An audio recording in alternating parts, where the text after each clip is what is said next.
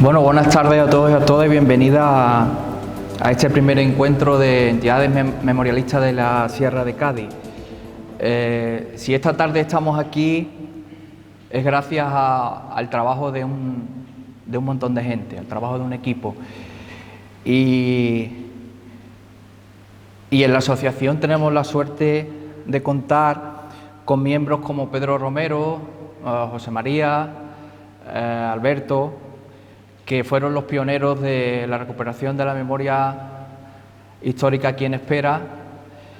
Y bueno, todo el mundo sabe la cantidad de cosas que hicieron por la memoria y gracias a ello se han podido montar estas jornadas, porque son los que han estado trabajando detrás de las cámaras. También contamos hoy con la presencia de Curro Mena, que es el nuevo concejal de Memoria Democrática del Ayuntamiento de Espera.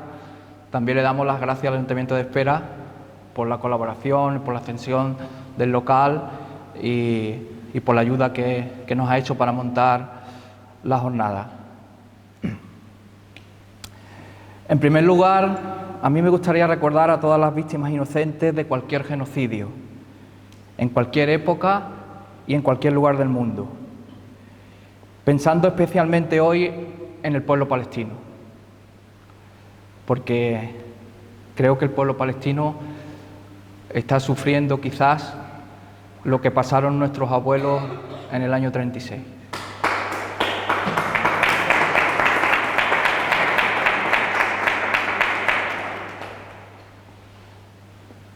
Desgraciadamente no ha habido en la historia de la humanidad casi ningún periodo de tiempo en que no hayan sido asesinados injustamente miles de personas, de seres humanos, ya sea por el color de su piel, por pensar diferente, por sentir diferente, por creer en un mundo más justo, que un mundo más justo era posible, o simplemente porque estaban allí en el momento equivocado, o porque no se pusieron de parte de los genocidas.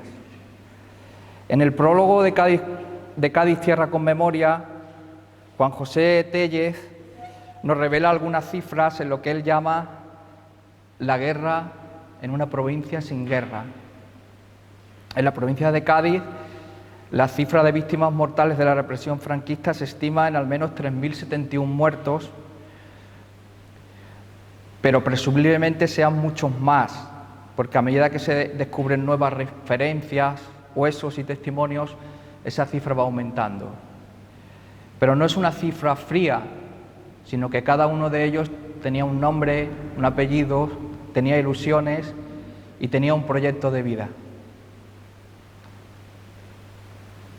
Y es que en la provincia de Cádiz no hubo guerra.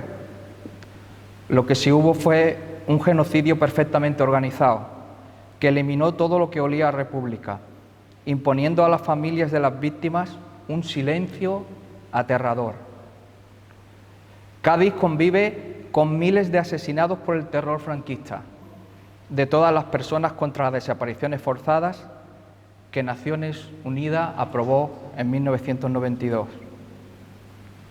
Añade que ningún Estado cometerá, autorizará ni tolerará esta violación grave de los derechos humanos.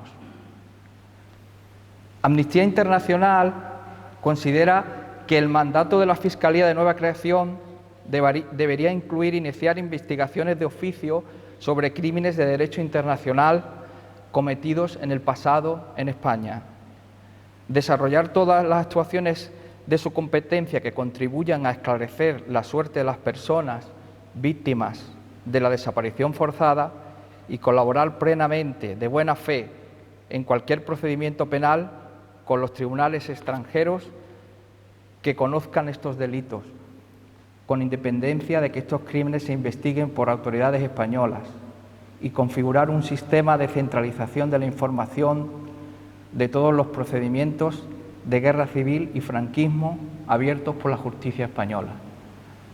Si esto lo pide Amnistía Internacional, es que de momento España no lo está haciendo.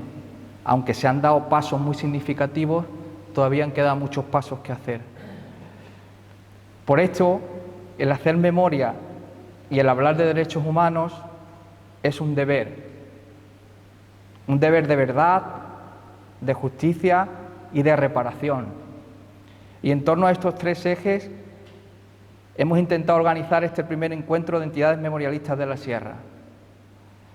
Y para ello contamos con tres ponentes de reconocido prestigio sobre este tema, a los cuales agradecemos de todo corazón su participación en estas jornadas. En primer lugar, esta tarde tendremos la presentación de la primera ponencia con el título La memoria de quienes gobernaron para reformar del Frente Popular a la represión. El historiador Fernando Ziegler, al que seguro que ya muchos conocéis porque ha hecho muchos trabajos aquí en Espera, nos explicará cómo gobernaban las instituciones republicanas antes del golpe de Estado y lo caro que pagaron sus intentos reformistas para conseguir una sociedad más justa e igualitaria. Mañana sábado tendremos el grueso de las jornadas.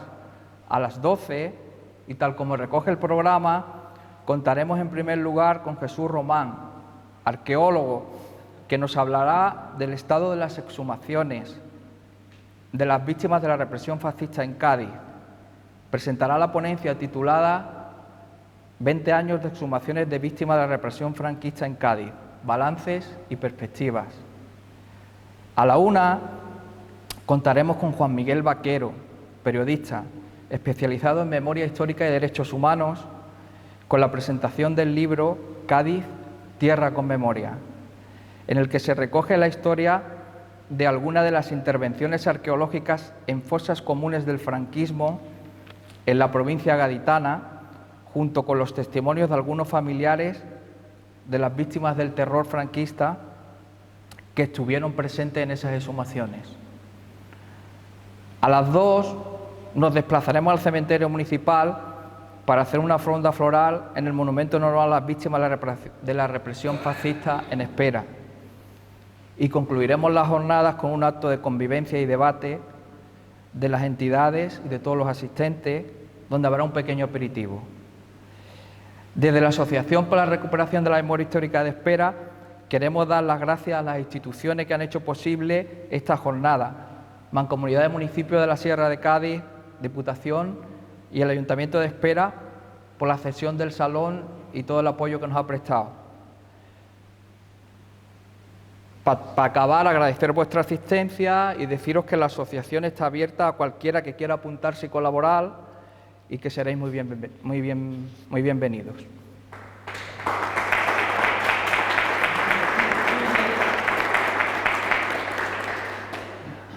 Bueno, ahora me toca presentar a Fernando. Fernando ya lo conocéis, pero buscando su currículum, pues si empiezo a hablar de todo su currículum, yo creo que no acabo hoy, ¿no? Entonces he hecho como un pequeño resumen. Fernando es doctor en Geografía e Historia por la UNED, en el Departamento de Historia Contemporánea. Fue premio extraordinario de doctorado en el curso 95-96. Es licenciado en Geografía e Historia por la UNED. Tiene diploma de estudios avanzados en el Departamento de Historia de las Ideas y el Pensamiento Político de la Facultad de Ciencias Políticas y Sociología de la UNED. Es profesor asociado del Departamento de Historia 2 de la Universidad de Huelva. Bueno, fue los años 2006 al 2009. Fue tutor de Historia del Mundo Contemporáneo, o es ahora tutor de Historia del Mundo Contemporáneo del aula de la UNED de Olvera, del Centro Asociado UNED, de aquí en Cádiz. Es editor de la editorial Treveris, documentalista de la Sociedad de Ciencias Aranzadi, documentalista del Archivo Municipal de Ubrique, documentalista de la Asociación Papeles de Historia, del Ateneo Científico y Literario y Artístico de Madrid, cofundador y editor de Iberoamericana de Libros y redactor del Diario de Cádiz, y ha escrito libros como estos dos que tenemos aquí, que son sobre Espera, Su silencio es nuestra voz, de la esperanza republicana a la sublevación militar y la represión en Espera, El pueblo de la reforma agraria en Espera, Francisco Garrido, pionero de los asentamientos campesinos en la Segunda República en Andalucía, Del señorío a la democracia, Jalones de historia contemporánea de Espera, la primera república Ubrique en 1873, las luchas contra las epidemias en Ubrique en el siglo XIX, prensa franquista y antecedentes del cierre de la verja de Gibraltar, cautivo de la Gestapo, legado y tragedia del dirigente republicano y masón gaditano Manuel Muñoz Martínez, memoria recuperada, memoria compartida, la represión franquista en las sierras de Ronda y Cádiz. Este lo ha escrito junto con Guerrero Misa, Luis Javier y Jesús Román, que mañana estará aquí. Movimiento Obrero en la historia de Cádiz, las 7 villas de la serranía de Villaluenga, 1502-2002, frontera, repoblación señorial y patrimonio mancomunado en Andalucía. Y bueno, así podría estar una hora, pero he querido hacer un resumen del amplio currículum. Adelante, Fernando. Buenas tardes, gracias por vuestra asistencia. En primer lugar, muchas gracias a la Asociación para la Recuperación de la Memoria Histórica de Espera y a los compañeros que la componen, con los que he compartido muchas jornadas durante mucho tiempo. Desde mi primera visita a Espera, con motivo... ¿Aquí? Yo lo he contado muchas veces, ¿no?, que mi relación con Espera es porque cuando estaba haciendo la tesis doctoral encontré la documentación sobre la reforma agraria. Mi tema era la reforma agraria en la provincia de Cádiz, en la Segunda República, y comprobé asombrado que Espera fue el pueblo pionero de Andalucía en estos proyectos reformistas. Y entonces, a partir de ahí, pues establecí ya la relación con Espera, que desde entonces se ha mantenido. Y entonces, por lo tanto, estoy muy contento de estar aquí y muy agradecido por la invitación para formar parte de para participar en esta jornada. Yo la conferencia la memoria de quienes gobernaron para reformar, con la intención de aludir a este breve pero intenso periodo anterior al golpe de Estado, que conocemos con el nombre de Frente Popular y que comenzó precisamente como consecuencia de los resultados de unas elecciones generales, no municipales, sino generales. Estas elecciones generales, como ahora explicaré, dieron pie a un cambio en la composición del ayuntamiento y a partir de entonces comenzaron las políticas de izquierda en este municipio y en otros de la provincia de Cádiz.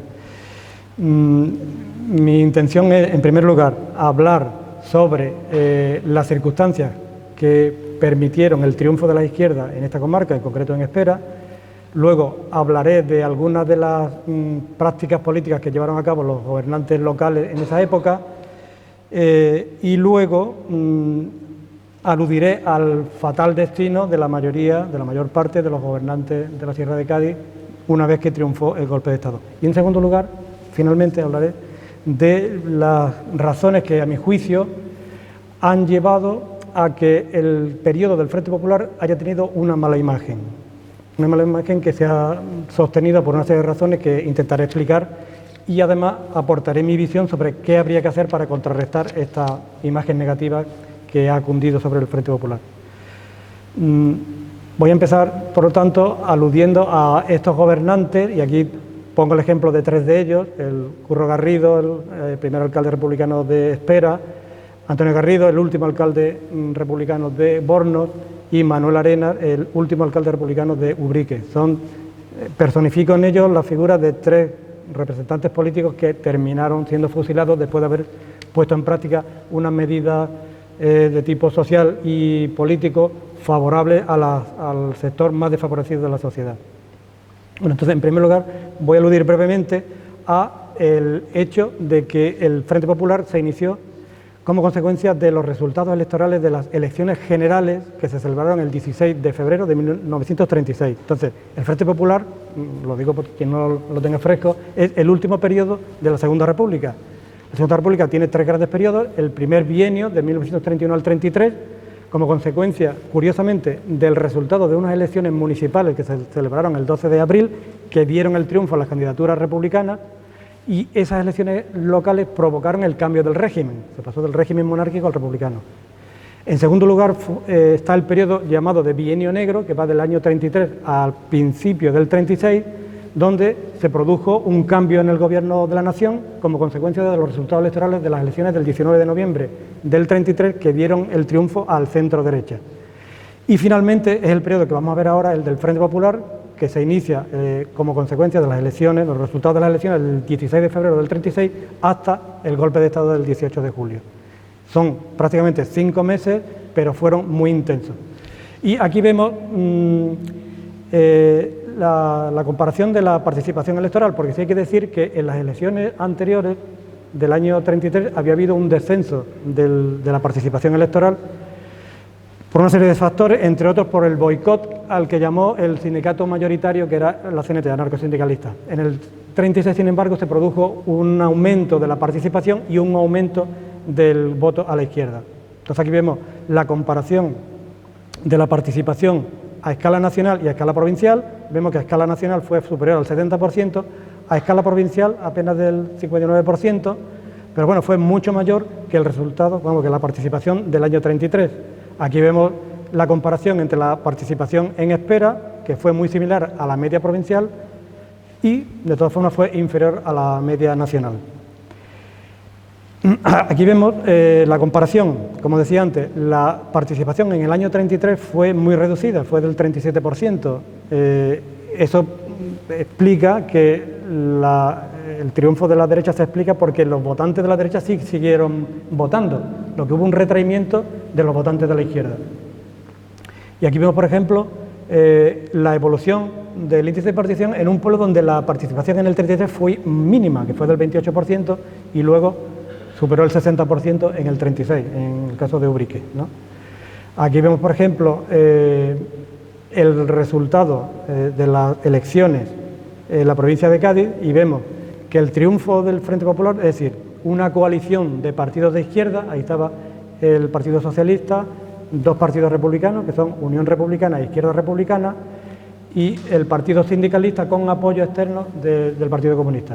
Entonces, el triunfo fue claro del Frente Popular, ahí vemos el porcentaje, hubo dos grandes candidaturas, el Frente Popular y el Frente Antirrevolucionario, que era la derecha y la extrema derecha, que apenas sacó el 40%. Entonces, el triunfo de la izquierda fue claro.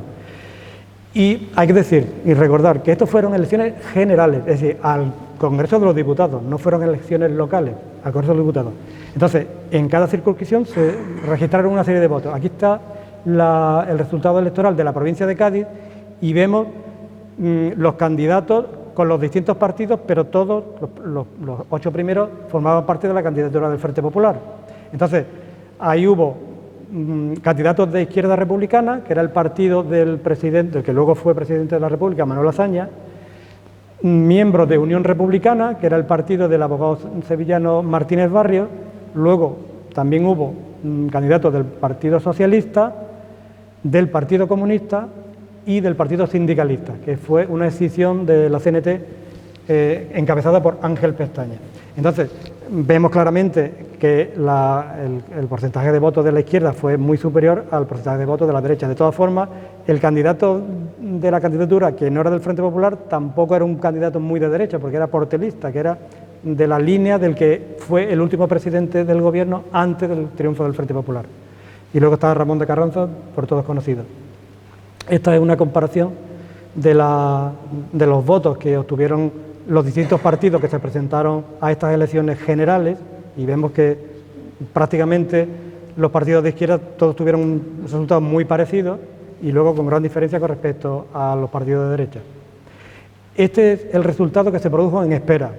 Entonces, en Espera vemos que también los candidatos del Frente Popular tuvieron un resultado muy parecido, a gran diferencia de los diputados, de los candidatos a diputados de derecha, que son un radical, aunque se dice la palabra radical, formaba parte del partido más conservador del espectro republicano.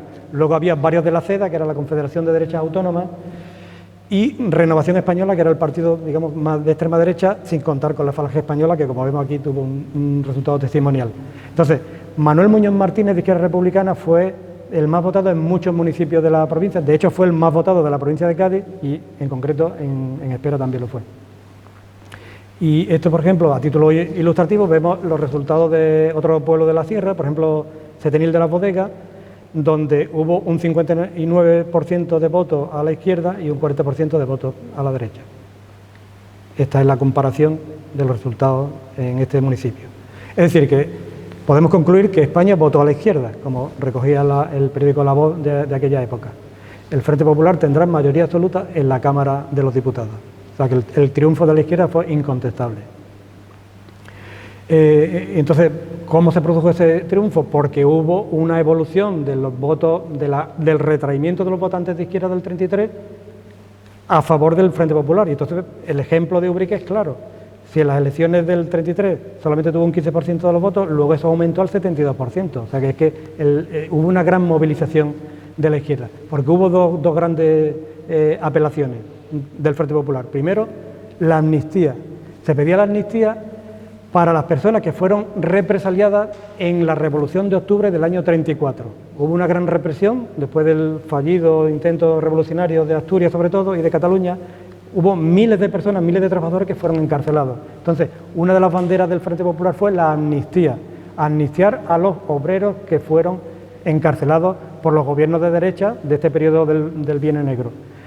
Y luego, otra bandera en la que está muy implicado Espera fue reclamar la reactivación de la reforma agraria que se había aprobado en el año 32, pero que se había paralizado en el Bienio Negro del 34 y sobre todo del 35. Entonces, con esas dos banderas se produjo una movilización de la izquierda que permitió el triunfo del Frente Popular.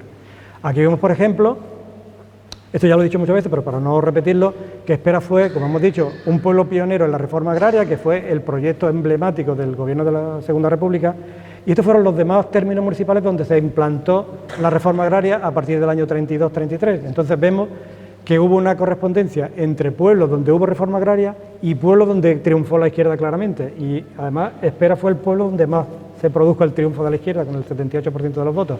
Pero también en Castellar, en Medina Sidonia, Jerez y Tarifa. Fueron los principales términos municipales donde hubo reforma agraria en el primer bienio. Luego hubo otros, como por ejemplo Espera, que luego veremos. Perdón, Bornos, que luego veremos.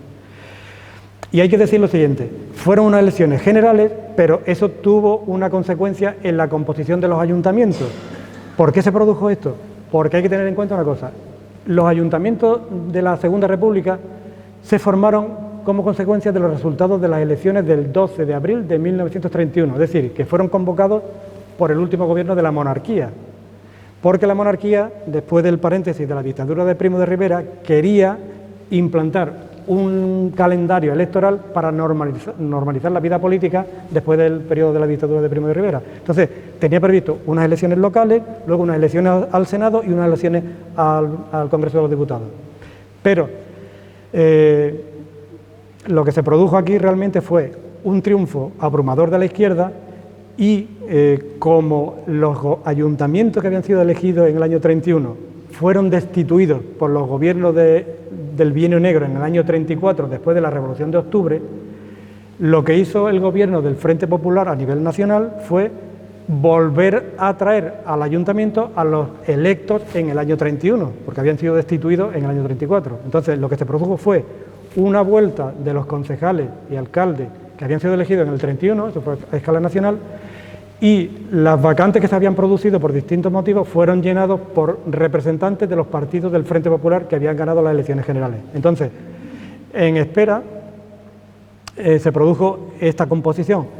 ¿Cómo se produjo esta composición? Porque el gobernador civil interino, que era precisamente Manuel Muñoz Martínez, que fue el diputado que tuvo más respaldo electoral, porque Azaña, es que hay que decir brevemente que el último gobierno de la monarquía, que presidía Portela Valladares, que había convocado las elecciones, no esperó a la proclamación de los resultados electorales, sino que ya se dio por derrotado y abandonó el poder, con lo cual se produjo un vacío de poder que se tuvo que llenar rápidamente. Entonces, Azaña, que era, digamos, el dirigente de Izquierda Republicana y el factotum del Frente Popular, pues se dirigió a los hombres de cada provincia de su confianza, y el hombre de su confianza en la provincia era Muñoz Martínez, que resultó diputado de Izquierda Republicana. Entonces Muñoz Martínez interinamente ocupó el gobierno civil.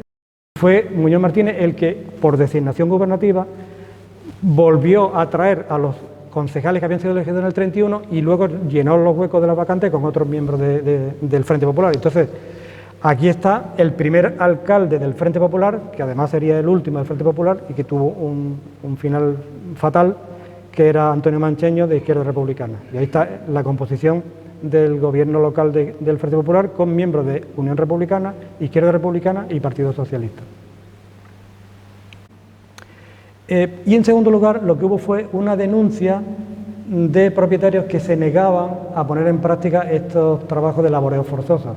Entonces ahí, eso ya está publicado, ¿no? La relación de fincas que los obreros pensaban que se podrían poner en cultivo para dar trabajo a los trabajadores. Y la otra medida estructural es volver a poner en vigencia los proyectos de reforma agraria aprobados en el año 32, que habían sido suspendidos en el Bienio Negro. Aquí vemos la fotografía de arriba, es de una de las fincas que fueron sometidas a reforma agraria, la del Chupón, en el año 32. Bueno, la foto del año 33, porque coincidió con la visita. ¿Se está oyendo bien? Porque veo que me retiro. La visita del director general de Reforma Agraria vino a Espera en enero del año 33. Y ya eso lo hemos dicho muchas veces, que tomó Espera como proyecto piloto de la reforma agraria a escala nacional. Era para que el resto del país se viera reflejado en Espera como digamos, el pueblo piloto y referencia de este proyecto de reforma agraria. Entonces, en el año 36, el gobierno del Frente Popular lo que hizo fue hacer un presupuesto de lo que costaría poner en marcha de nuevo estos asentamientos campesinos. Entonces hay un presupuesto que, claro, es que el Frente Popular duró 5 meses, entonces prácticamente no dio tiempo a que esto se desarrollara, pero esa era la intención, volver a poner en práctica la reforma agraria. Y efectivamente se empezaron a producir asentamientos. Aquí hay un recorte de prensa del periódico Política de abril, donde se alude al hecho de que en Borno ya el gobierno, digamos que asentó a una serie de obreros en determinadas fincas, y aquí vemos, por ejemplo, una estadística de varias provincias, y entre otros en Cádiz, pues se habla de Borno, ¿no? Que sean 60 cabezas de familia, ¿no? Si no lo veo mal, se asentaron en esta fecha, ¿no? del Frente Popular.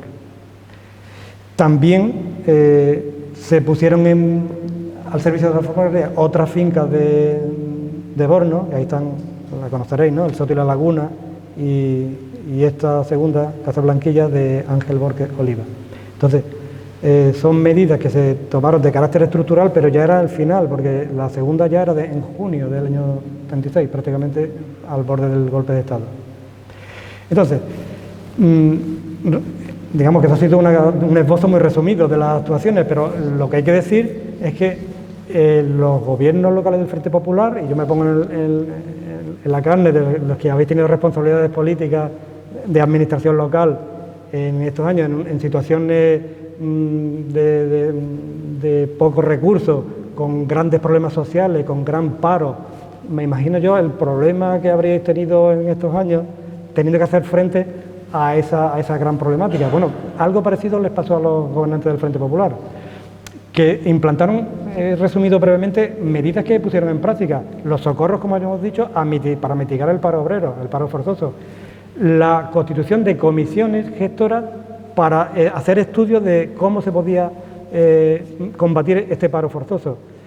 Una cosa muy importante, la capacidad de acuerdo a los que llegaron los gobernantes del Frente Popular frente a la imagen que se ha dicho o se ha difundido después, porque crearon comisiones arbitrales para que los problemas laborales se dirimieran en comisiones paritarias entre trabajadores, propietarios y técnicos y miembros del ayuntamiento. O sea, tuvieron una gran capacidad negociadora. El desarrollo de los servicios públicos municipales, pese a la precariedad de los recursos. Medidas sociales, el cuidado de la higiene pública, tuvieron mucho cuidado, hicieron mucho hincapié en el cuidado de la higiene pública. Hicieron ayudas humanitarias. También, en consonancia con los principios constitucionales, defendieron la enseñanza pública y laica. Propusieron la secularización de la vida pública. Apoyaron el Estatuto de Autonomía que se estaba elaborando en aquella época.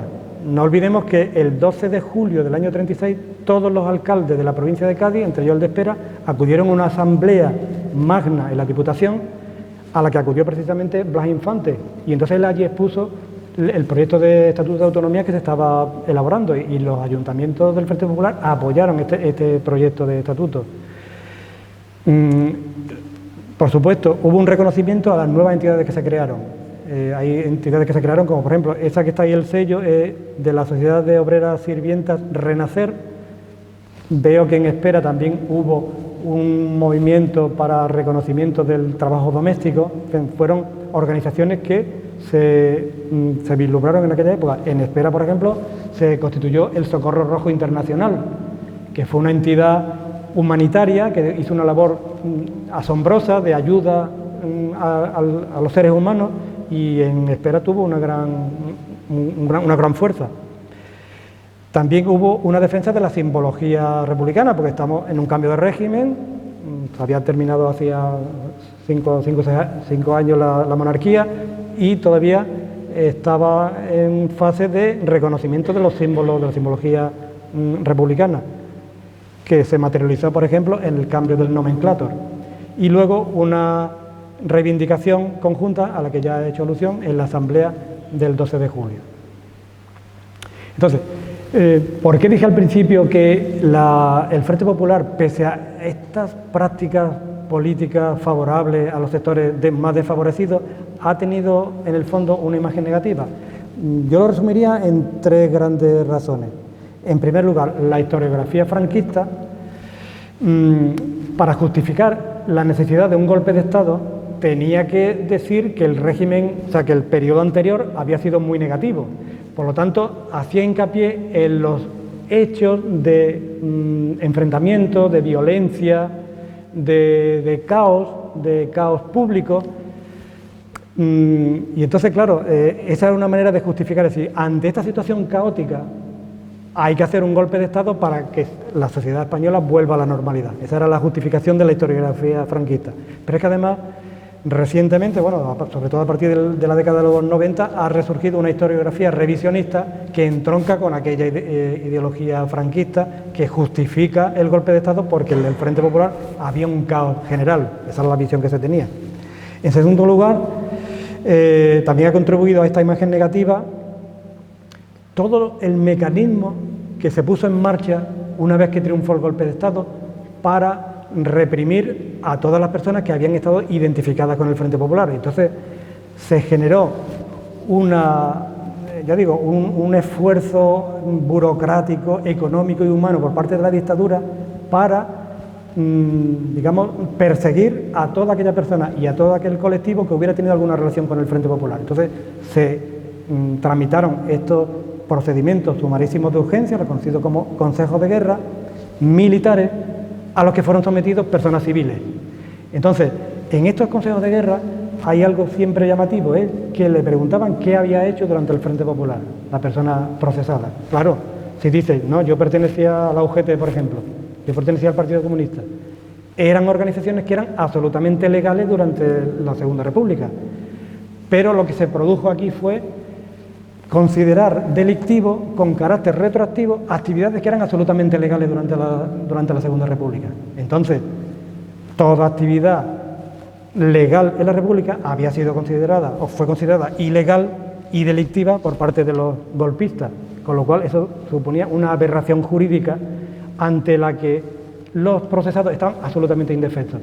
No sé si habéis tenido alguna vez oportunidad de ver algún consejo de guerra. Es algo apabullante, es algo aplastante, porque es la manifestación de la indefensión a la que se enfrentaba un republicano que estaba siendo juzgado por tribunales militares. Nunca se tenían en cuenta testimonios favorables, todos los testimonios que se tenían en cuenta eran los desfavorables, y luego podían ser condenados por rebelión militar por la cuestión más nimia, como por ejemplo eso, pertenecer a un sindicato, pertenecer a un partido político. También estaba muy perseguido el haber sido apoderado de las candidaturas del Frente Popular, una cosa demencial, porque era algo absolutamente legal, era una convocatoria electoral y había, como hoy día, ¿no?, hay interventores, pues eso también estaba muy perseguido. Si alguien había sido interventor del Frente Popular, era muy perseguido. Eso por no hablar de lo que se conoce como terror caliente, de lo que ya me imagino que Jesús Román hablará mañana, de las personas que fueron fusiladas sin formación de causa. Ese sería el segundo factor. Y el tercero sería, el último, factor que ha contribuido a esa imagen negativa del Frente Popular es esta tendencia, una tendencia historiográfica que ha cundido sobre todo en la universidad recientemente de abordar los acontecimientos históricos desde el prisma de la violencia política. Y es, yo diría que casi es una moda hablar de la violencia política. Entonces, el problema es, ¿existieron episodios de violencia? Sí, pero desde mi punto de vista el error está en asociar reivindicaciones laborales legítimas, manifestaciones legítimas, incluso propuestas que podían desbordar los esquemas estructurales del régimen, con actuaciones violentas. Ese para mí ha sido el gran problema de esta tendencia universitaria, que ahora se impregna, porque en cualquier libro podemos ver que una manifestación o una reivindicación laboral se pone siempre como tensión política. No, tensión política no, tensión social, sí, una tensión social, pero eso no era violencia. Y después, la otra cuestión que estaba muy perseguida era la explosión anticlerical. Entonces, por ejemplo, en Espera no hubo acontecimientos anticlericales. Aquí se respetó perfectamente, entiendo yo, ¿no?, que se respetaron las imágenes, las iglesias. En otros pueblos sí hubo tensión anticlerical. Pero, por ejemplo, en la monografía que acabo yo de hacer, que se presenta la semana que viene, el mes que viene, sobre el Frente Popular en Ubrique, yo creo demostrar ahí que los gobernantes del Frente Popular se opusieron a estas explosiones anticlericales que conllevaban la destrucción de imágenes, la destrucción de iglesias. Se vieron desbordados por una multitud ante la que fueron impotentes, pero los gobernantes del Frente Popular intentaron que el orden público no se desestabilizara, porque eso iba en contra de los intereses del propio Frente Popular. Y sin embargo, pese a esa política de intento de evitar esas explosiones anticlericales, luego en los consejos de guerra fueron acusados precisamente de haber propiciado esas explosiones anticlericales, cuando precisamente ellos habían intentado que se evitara. Son las paradojas que se dieron entonces con estos procedimientos judiciales. Y ya para terminar diría que para contrarrestar esta imagen negativa del Frente Popular yo propondría tres actuaciones. En primer lugar, cuando se hagan investigaciones, que se hagan investigaciones de las fuentes primarias, exhaustivas, y que se determine qué papel tuvo cada persona en toda la política que se desarrolló y en los acontecimientos más conflictivos, porque eso nos dará idea de que no fue así como se cuenta la actuación de los dirigentes del Frente Popular. En segundo lugar, hay que decir, y lo voy a mostrar aquí, que la Ley de Memoria Histórica y Democrática de 2022 hace algo, desde mi punto de vista, extraordinario, porque no se había hecho antes. Hemos dicho que los consejos de guerra han habido miles y miles de personas en todo el país, fueron los que provocaron años de cárcel, penas de muerte, y hasta hace muy recientemente, hasta la ley de 2007, no se consideraron ilegítimas. Pero es que la ley de 22 se considera ya ilegales. Los consejos de guerra son ilegales, los tribunales militares que se formaron fueron ilegales, de lo que se deduce que las sentencias no tienen validez, porque aquí dice, se declaran, en el punto 3, ilegítimas y nulas por vicios de forma las condenas y sanciones. Hay un debate jurídico porque hay personas que dicen que hasta que no haya un trámite jurídico administrativo que diga esta sentencia en concreto se anula, dicen que faltaría ese trámite. Pero bueno, ya la ley dice que esas sentencias son nulas, no tienen sentido. Unas sentencias condenatorias por actividades que eran legales durante el periodo de la Segunda República. Por lo tanto, creo que es un motivo de satisfacción que la ley reconozca que aquello fue un auténtico disparate jurídico. Y para terminar, diría que